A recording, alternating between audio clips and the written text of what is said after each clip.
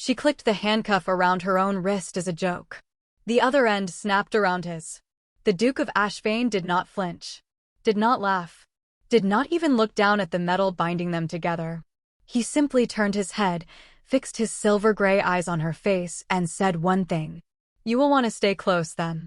And that was the last time he acknowledged the handcuff at all.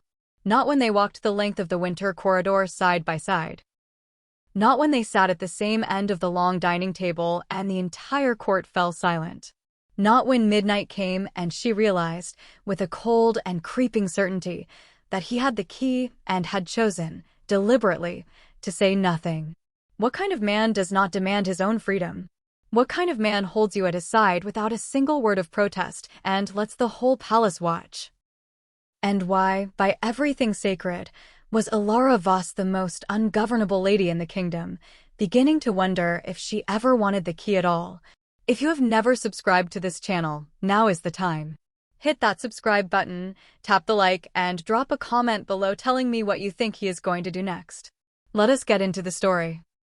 The worst idea Alara ever had, and she had many.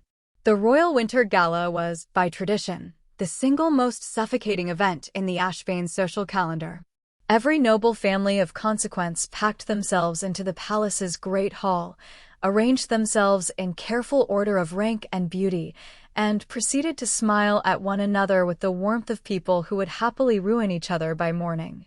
Alara Voss had attended 7 of these galas. She had survived all 7. She had also been quietly asked to leave one of them, had spilled red wine on a countess at another, and had once started a rumor so effective it destabilized an engagement that had been in planning for 4 years. She was not, as her mother often reminded her, a safe person to bring to gatherings. But here she was. Again. Her gown was deep midnight blue, long and unadorned, which meant she had spent precisely no energy trying to impress anyone. Her dark brown hair was pinned at the nape of her neck in a style that her lady's maid called elegant and Alara privately called convenient. She had a glass of sparkling wine in one hand and an expression of complete neutrality on her face, which anyone who knew her would correctly identify as the expression she wore before doing something inadvisable. The inadvisable thing, on this particular evening, had arrived in the shape of Lady Morelle Fontaine. Morelle was 22, exquisitely dressed in pale gold, and had spent the last 3 months inserting herself between Alara and every opportunity for peace. She had repeated a private conversation to the wrong ears. She had passed a fabricated slight to the Queen's social secretary. She had laughed, lightly and with perfect deniability, at every moment designed to make Alara feel small. And tonight, Morelle had outdone herself. She had leaned close to a circle of young lords not an hour ago and informed them, with a conspiratorial brightness, that Alara Voss could not hold the attention of any man of worth for longer than an evening because she was, fundamentally, the kind of woman men found entertaining rather than desirable. Not marriageable. Not serious. A distraction. Alara had heard every word. She had smiled, finished her wine, set down the glass, and gone to find the box. The box was not supposed to be accessible to guests. It was a storage cabinet at the edge of the Great Hall's antechamber, used by the palace stewards during theatrical events, containing among other things a set of decorative handcuffs, theatrical props, polished silver. Very real in their function, that had been used in a dramatic performance 2 seasons prior. Alara had a very good memory for where things were kept. She pocketed one pair and walked back into the hall. The plan, such as it was, went like this. She would find the most formidable man in the room, attach herself to him in the most literal possible sense, and prove loudly, publicly, and with complete composure that she was very much capable of commanding the attention of a man of worth for longer than an evening. It was not a mature plan. She was aware of this. The most formidable man in the room was, without question, Adrian Vale, the Duke of Ashvane. He stood at the far end of the hall near the tall arched windows, alone in the way that only very powerful people can be alone in a crowded room, not because no one wished to approach him, but because something in his bearing made people feel that approaching him required a reason they had better be certain of. He was tall, dark-haired. His formal court attire was precisely correct and entirely unremarkable because he was the kind of man who did not need clothing to announce him. The room had rearranged itself faintly in his direction the moment he entered, the way iron filings arranged themselves near a magnet, and he appeared completely indifferent to this effect. Elara had spoken to him exactly twice. Once at a parliamentary garden reception 2 years ago, where he had corrected her on a point of land law with 3 sentences, and then excused himself. Once in a corridor 6 months later, where they had passed each other going opposite directions, and he had inclined his head without slowing. He did not know her well. He did not particularly need to. Which was, she told herself, exactly what made him perfect for this. She walked across the hall with the unhurried confidence of someone who has already decided and is simply carrying out the logistics. She stopped beside him. He glanced sideways. She gave him a look of complete social normalcy, as though standing next to the Duke of Ashvane at a royal gala were simply a thing one did. "Good evening, Your Grace." Adrian turned his head very slightly toward her. His expression was what it always was, composed, watchful, entirely unreadable. "Lady Voss." There was a pause. The kind of pause that most people would fill with something. Adrian did not fill it. He simply waited, as though time were a resource he had in abundance and no particular plans for. Elara reached into the small fold of fabric at her wrist where she had kept the handcuff, flipped it open with a practiced motion, and in one smooth movement clicked one end around her own right wrist and the other around his left. The click was small and definitive. Half the room heard it. Adrian looked down, then up. He studied her face with the same careful neutrality with which he apparently studied everything. "You will want to stay close, then," he said, and turned back to the window. If this story already has you, do not go anywhere. Subscribe to the channel, like this video, and tell me in the comments whether you think this was the worst idea she has ever had or the best one. Stay with me. A duke with no interest in keys. The first 20 minutes were the most bewildering of Elara's life. She had expected outrage, a clipped demand for the key. At minimum, a pointed look of the kind that well-bred men used instead of raising their voices. She had the key ready in the pocket of her gown. She had a speech prepared light, breezy, designed to make the whole thing seem like the whimsical impulse of a woman who found social conventions slightly tiresome. And she had fully intended to produce the key, unlock them, and walk away having made her point. Adrian did not ask for the key. He finished his survey of the room at the window and then, without a word or a glance at the chain between them, began to move. Not quickly. Not with any visible acknowledgement of her presence beside him. Simply with the unhurried, purposeful motion of a man who had decided to walk somewhere and saw no reason not to. Elara walked with him. What else was she to do? They moved the full length of the great hall. Every head in the room turned. Some discreetly. Some with considerably less discretion. Lady Morel Fontaine, Elara noted with a satisfaction she could not entirely suppress, had gone the color of old milk. Adrian stopped at the far wall near a group of senior lords engaged in a conversation about grain tariffs. He folded his free hand behind his back. He listened to the conversation as though attending a state briefing. He contributed 2 sentences that clearly settled a point of some contention, because 2 of the lords nodded with the resigned relief of men who had finally received a ruling. Elara stood at his left side. She did not contribute to the grain tariff discussion. She kept her expression composed and her spine straight and reminded herself, at intervals, that this had been her idea. When Adrian moved on, she moved with him. He collected a glass of water from a passing steward. He did not collect one for her, which she found simultaneously rude and remarkable, because it suggested he had simply decided that whatever she needed was her own concern. He greeted a foreign ambassador with the measured formality of a man who had greeted foreign ambassadors many times before. He accepted a folded note from a palace secretary, read it, tucked it into his inner breast pocket. All of this with her wrist chained to his.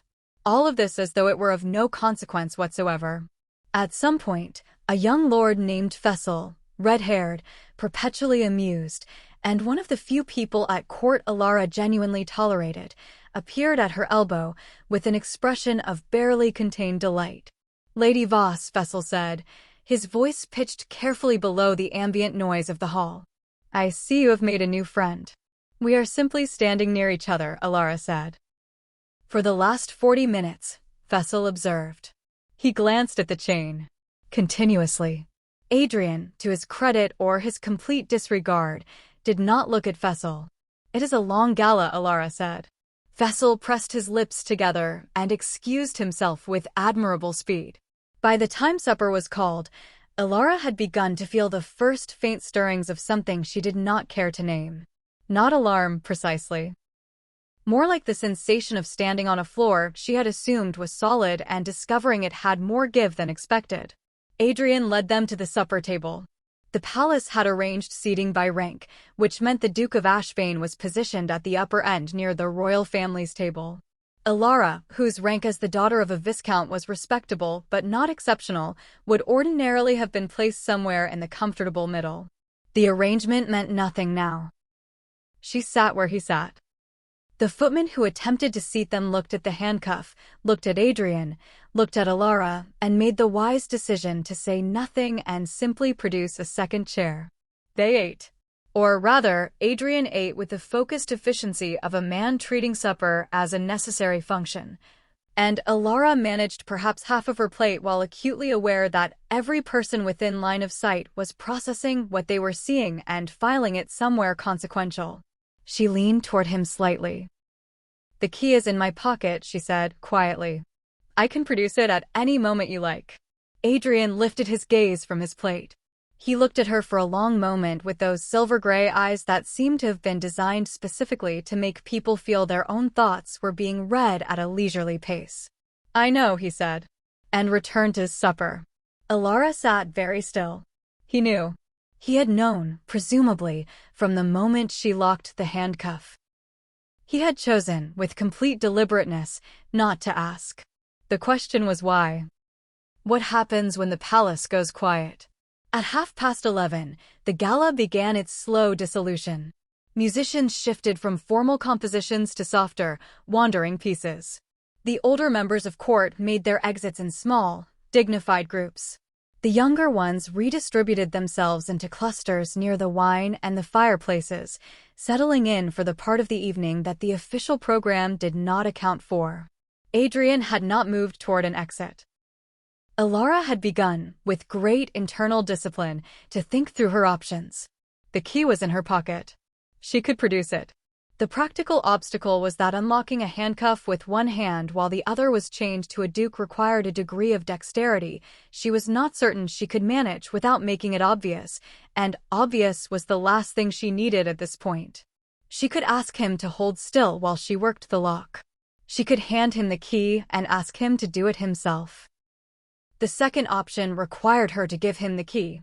For reasons she did not examine closely, she had not yet done this. Adrian turned from the window he had stationed himself at again and looked at her directly. This was not something he did often, the direct look, full attention, no peripheral awareness of the room. When he did it, it had a quality of completeness that was difficult to describe. As though he had decided you were worth looking at entirely and was now doing so. "You were watching Lady Fontaine," he said. "Earlier. When you came to stand beside me." It was not a question. Alara kept her expression level. She could not, however, produce a denial fast enough to be convincing, and she did not insult him by trying. "She said something unkind," Alara said. "About me. In front of people who will remember it." Adrian considered this. He said nothing for a moment, which was, she had come to understand over the course of the evening, simply how he processed. He was not uncomfortable with silence. Most people were. He was not most people. What did she say? That I was not the kind of woman men find worth keeping. The words sat in the air between them. Alara had said them with her best approximation of lightness, but they landed with a weight she had not entirely accounted for, the way certain truths do when you say them aloud for the first time to someone who is paying full attention. Adrian's expression did not change, but something behind his eyes shifted, a small, precise movement, like a dial being adjusted. And you decided, he said, that the appropriate response was to handcuff yourself to me. It seemed efficient, Alara said. There was a pause. And then, quietly, with the restraint of someone who did not perform amusement for an audience, Adrian made a sound that was not quite a laugh, but was in the same family. It was gone almost before she heard it. She stared at him. In 7 years of navigating this court, she had never seen the Duke of Ashvane amused. She was not entirely certain she had believed him capable of it. You find it funny, she said. He considered the question with apparent seriousness. I find it unexpected, he said. Is that different? From you, he said. Yes, I believe it is. Alara did not know what to do with that. She was accustomed to men who were charmed by her in the way they were charmed by a particularly lively theatrical performance, with appreciation, distance, and a clear sense that she was entertaining rather than meaningful. She was accustomed to men who were irritated by her, which she found far more honest. She was accustomed, above all, to men who had a settled opinion of her before she had finished introducing herself. Adrian Vale looked at her as though he had no settled opinion of her at all, as though he was still arriving at one. In real time. This was, she realized, deeply unsettling. The clock in the Great Hall began to count toward midnight. She should produce the key. The gala would end within the hour. The palace would fill with departing carriages, and the corridors would be impossible, and the longer they remained attached to one another, the more material there was for tomorrow's conversations in every parlor in the capital. She reached into her pocket. The key was not there. She went still. She reached into the other pocket. She checked the fold at her wrist where she had kept the handcuff before using it. She turned slightly away from Adrian and checked with methodical thoroughness, and arrived at the same conclusion each time. The key was gone. She did not panic. Alara Voss did not panic. She assessed. At some point in the evening, during the grain tariff conversation, or supper, or any of the dozen moments when she had moved in concert with the Duke of Ashvane through a crowd, the key had worked its way out of her pocket. It was somewhere on the floor of the Great Hall, or it had been carried away by a steward, or it was tucked into a fold of tablecloth now being cleared from the supper tables. She turned back to Adrian. I appear to have lost the key, she said. He studied her face. He appeared to find her entirely credible, which she found somehow more alarming than if he had suspected her of theater. We will find it, he said. And meant it. She could tell by the way he said it. Not as reassurance, but as a statement of fact, the way he probably stated most facts. They spent the better part of the next hour looking. The palace stewards, to their considerable credit, conducted the search with complete discretion and only mild visible bewilderment. Every inch of floor where Alara and Adrian had walked was covered. The supper tablecloths were checked. The footman who had adjusted their seating arrangement was questioned. No key. By the time the Great Hall had emptied and the last guests had gone and the musicians were packing their instruments, Alara and Adrian were standing in the antechamber with a palace steward who was looking at the handcuff with the expression of a man confronting a problem outside his jurisdiction. We can have a locksmith here by morning, the steward said carefully. Adrian looked at Alara. Alara looked at Adrian. That is some hours away, she said. It is, he said. She thought about the logistics. She thought about the corridors of the palace and the arrangement of the guest quarters and the fact that she was here as a guest because her family's townhouse was being repainted and her mother had arranged rooms for them at the palace for the duration of the winter season. She thought about the fact that the Duke of Ashvane had apparently been in residence at the palace for the last month and would, presumably, be returning to his quarters at the end of this evening. There is a settee in my sitting room, Adrian said. You may use it. There was no suggestion in his voice. No performance of generosity. Simply a statement of the most logical solution to a logistical problem. Alara looked at him for a long moment. Then she nodded. Like, subscribe, and stay watching. I need to know if you saw that coming. Drop your comments below. We are not done yet. The hours between midnight and morning. His quarters were not what she expected. She had assumed, because he was the Duke of Ashvane and had the bearing of a man who organized the world to reflect his preferences, that his rooms would be ordered in the way that everything about him was ordered, spare, precise, functional. What she found instead was a sitting room lined floor to ceiling with books, most of which appeared to have been read, many of which had papers tucked between pages and notes written in the margins in a small, dense hand. There was a fire. There was a desk that looked genuinely worked at rather than ornamental. There was a chair positioned at an angle to the window that had the worn quality of a chair used every day by someone who sat in it to think. It was, in some way she had not anticipated, a very human room. The settee was long and well-made and positioned near the fire. Adrian produced a folded blanket from a cabinet with the brisk efficiency of a man who had thought ahead, which she suspected he always did. He settled into the chair by the window with a book, angling himself so that the chain between them had enough slack for her to lie down. He had not asked if she was tired. He had simply solved the geometry of the situation. She sat on the settee and watched him read. "This is a strange evening," she said. He turned a page. "It is," he agreed. "You could have asked for the key," she said. "At any point." "I had it until I lost it." "You knew I had it?" "Yes. Why didn't you?" He looked up from the book then.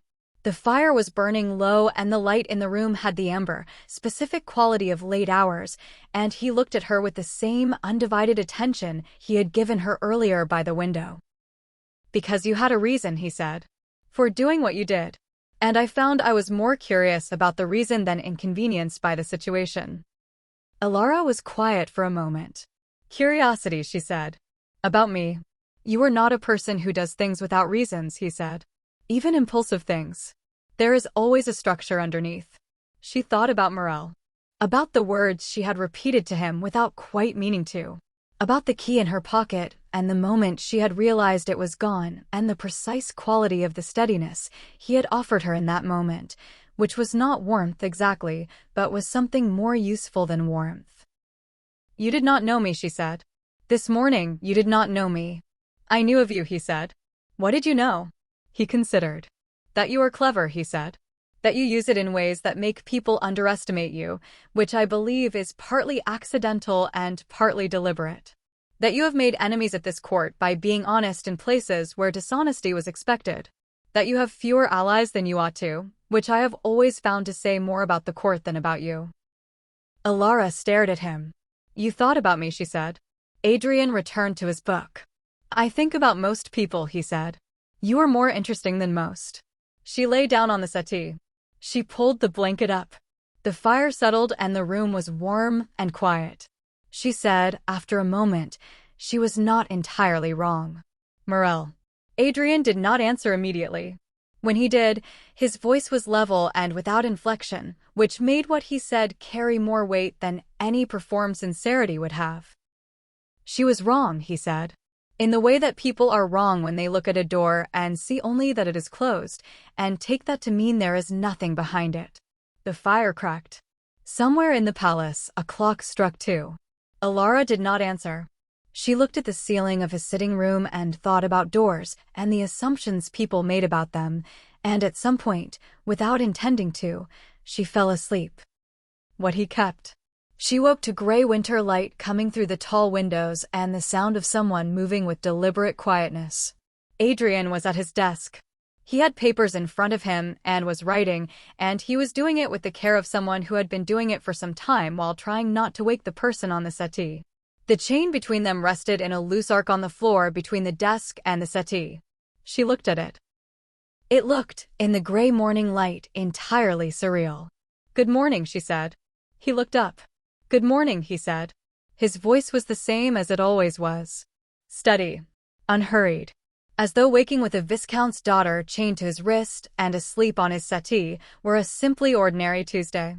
"The locksmith," he said, "arrived a quarter of an hour ago. He is waiting in the corridor." Alara sat up. She was aware of several things simultaneously. That her hair had come mostly down from its pins, that she was in the sitting room of the most formidable man in the kingdom wearing last night's gown, and that the most formidable man in the kingdom was looking at her with the same quality of attention he had given her the night before, which did not decrease in the morning light and in fact seemed, if anything, more present. You could have woken me, she said. You were asleep, he said, as though this settled the matter entirely. She stood. She smoothed her gown. She looked at him, and he looked at her, and between them the chain hung in its small slack loop, and she thought, he still has not asked for the key. Not once. Not when she had offered it. Not when she had admitted it was lost. Not when the steward had suggested a locksmith. He had never once framed any of it as reclaiming something that had been taken from him. He had simply moved through the evening alongside her. As though being alongside her were a choice he had made and was prepared to stand behind. She said, You have the strangest way of making a point. He looked faintly puzzled. I was not making a point. Then what were you doing? He was quiet for a moment. He set down his pen. I was spending an evening with someone I found interesting, he said. Under unusual circumstances. I did not particularly want the evening to end. Alara held very still. The light in the room was the pale, clear light of early winter morning, and it was very quiet, and Adrian Vale was looking at her in the way she was beginning to understand was simply how he looked at things he had decided were worth his full attention. The locksmith is waiting, she said. He is, Adrian agreed. He stood. They walked together to the door. The locksmith, a small and extremely professional man who had clearly been briefed on the importance of discretion, made short work of the lock. The handcuff fell away. Alara rubbed her wrist. It was not sore. The cuff had never been tight. She had the strange and slightly disorienting sensation of absence where there had been weight. She looked at Adrian. He was looking at the handcuff where it sat in the locksmith's hand. She said, I suppose I owe you an apology. He looked at her. You do not, he said. What you owe me is more of that. She blinked. More of what? That, he said again. Conversation. The kind where you say things you mean rather than things that are expected. He held out his hand. Not toward the handcuff. Toward her. It was a simple gesture. Old-fashioned, even. The kind of thing a man did when he wished to walk with a woman somewhere. Alara looked at his hand. She looked at his face. She thought about doors. She placed her hand in his. They walked out of the sitting room together, into the pale winter corridor, without a chain between them and without needing one. Lady Morel Fontaine, it should be noted, left the palace the following week to spend an extended season at her family's country estate. No one was entirely sure why. Alara did not explain. She did not need to. She had, after all, made her point. Thank you so much for watching all the way to the end.